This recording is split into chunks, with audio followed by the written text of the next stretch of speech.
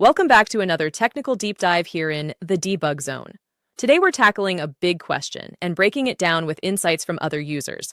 Hopefully this clears up some misconceptions and helps you get the answer you need. So buckle up, stay a little curious, and let's jump right in.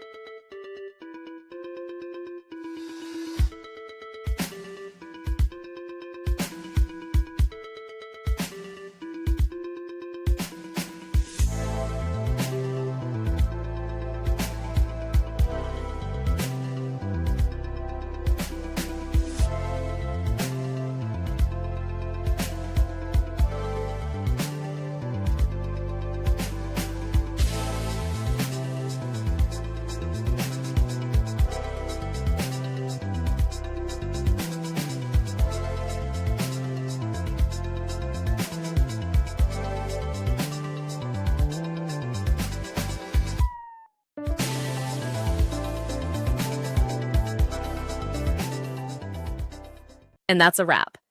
I hope you found the answer you were looking for. If you did, take a second to hit that subscribe button. It really helps out. And let me know in the comments which solution worked best for you. See you next time in the debug zone.